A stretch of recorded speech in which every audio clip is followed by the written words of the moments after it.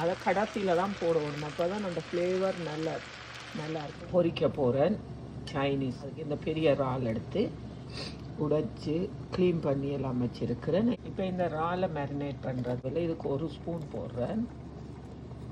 கொஞ்சமாக மஞ்சள் பவுடர் போடுறேன். இது இந்த வாடை வராமல் இருக்குது. வெரி லைட்டாக க்ரஷ் சில்லி உங்களோட ஸ்பைசிக்கு. கொஞ்சமாக கோர்ன் ஸ்டார்ட் போடுறேன். ஏன்னா இந்த இறால் அவியக்க நிறைய தண்ணி விட்டு வரும். நாங்கள் அந்த பொரிக்கிறது செய்கிறபடியாக கொஞ்சமாக கோர்ன் ஸ்டார்ட் போடுறோம். இதை இப்படியே நல்லா மேரினேட் பண்ணி ஒரு 1/2 hour வைக்க போகிறேன். நான் இது ஒரு கிறிஸ்மஸ் பார்ட்டிக்கு ஒரு வீட்டை போகிறோம் லஞ்சுக்கு, அங்கே கொண்டு போகிறதுக்கு தான் செய்கிறேன். நான் இந்த இறால் ஃப்ரையும் எல்லாருக்குமே பிடிச்ச மட்டன் கறி. நான் இந்த மட்டன் கறி வீடியோ இப்போ முதல்ல போட்டேன். நான் 1 வீக்குக்கு 2 வீக்ஸுக்கு முதல். இல்லை பாருங்க, இந்த எண்ணெய் வந்து அந்த மட்டன் உள்ள ஃபேட் தான் வந்திருக்குது. இந்த ஸ்பைசி செஸ்மி ஆயில் தான் விடுறேன். எல்லோரும் முறைப்பு சாப்பிடுவேன். ஆனால் எங்கட வீட்டுக்கண்டா உரைப்பு நிறையவே குறைவாக தான் செய்கிறது. தண்ணி விட்டு வரும். அதுபடியாக கொஞ்சம் ஹை ஃப்ளேமில் வச்சு ஹாஃப் குக் பண்ணி எடுக்க போகிறேன்.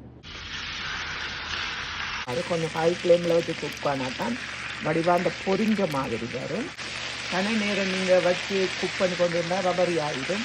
இது ஒரு ஹாஃப் குக் ஆகிடுது.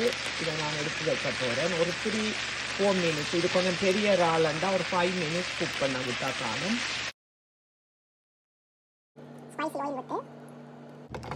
ஒனியன் நிறையவே ஒனியன் போட்டால் டேஸ்ட்டாக இருக்கும். இடித்து வச்ச உள்ளி இதை நான் கொஞ்சம் குக் பண்ணி எடுக்கிறேன்.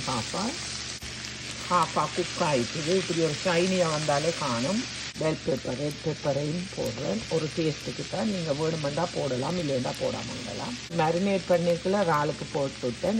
இதுக்கு தேவையான இந்த உப்பு போடுறேன். இந்த பெப்பர் வந்து குக் ஆகக்கூடாது. நிறைய குக் பண்ண விட்டுங்கன்னா சொப்சாலையும் இதுக்குள்ள போடுறேன்.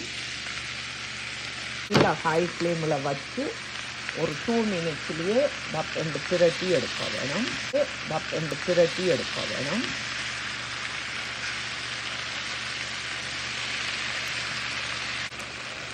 அப்போ தான் நம்ம டேஸ்ட் நல்லா இருக்கும். செய்கிறது ஜிஞ்சர் அதை கடைசியில் தான் போடணும். அப்போ தான் அந்த ஃப்ளேவர் நல்லா இருக்கும். குட்டி குட்டியாக கட் பண்ணி வச்சா உடனே அவிஞ்சிடும்.